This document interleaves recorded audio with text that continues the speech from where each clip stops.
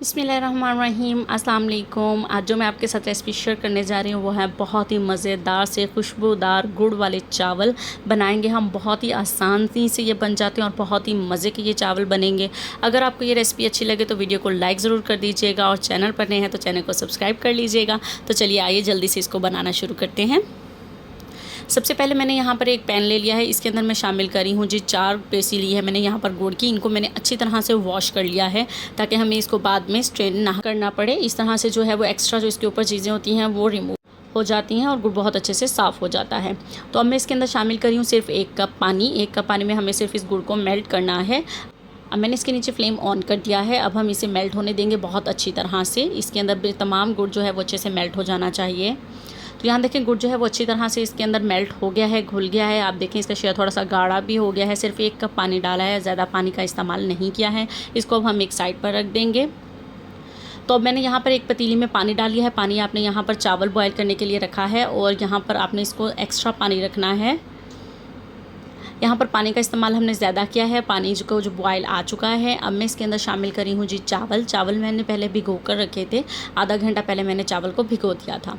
अब यहाँ हम चावल को अच्छी तरह से गला लेंगे। हमें एक भी कनी इसमें नहीं छोड़नी है। अच्छी तरह से चावल को गला लेना है।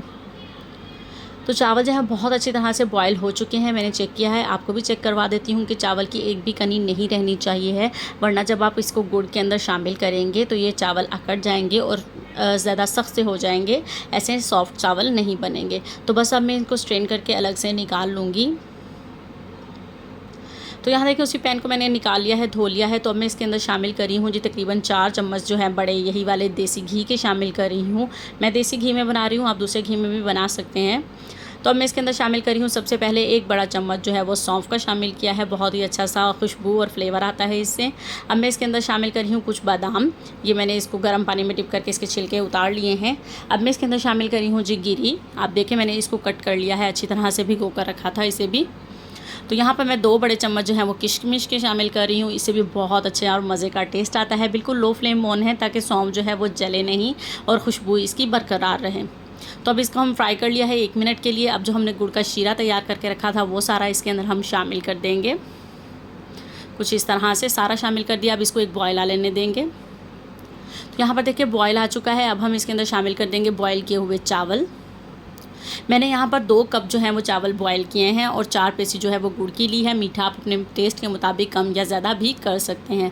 अब आप देखें यहाँ पर आपने कुछ इस तरह से चम्मच को हिलाना है। ज़्यादा आपने इसको वो नहीं करना, मिक्स नहीं करना ज़्यादा। इसको पलटेंगे ऐसे जैसे कि एक चम्मच को दूसरी तरफ से हम कर रहे हैं, बिल्कुल इसी तरह से। इस तरह से चावल टूटेगा नहीं और सारी तरफ जो है वो इक्वली कलर भी आएगा और सारे गुड़ के अंदर चावल जो है वो अच्छे से मिक्स हो जाएंगे। तो यहाँ पर देखें मिक्स हो चुके हैं। अब हम इसको दम लगा देंगे वही 15 से 20 मिनट के लिए। इसको लो टू मीडियम फ्लेम पर मैंने इसको रखा है। 15 मिनट बाद हम इसको देखेंगे।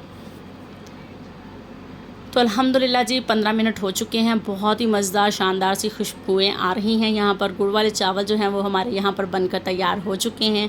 आप देखें कितना खिला खिला सा यहाँ पर चावल बनकर तैयार हुआ है। बहुत ही मज़ेदार सा और अच्छा और शानदार सा कलर भी आया है।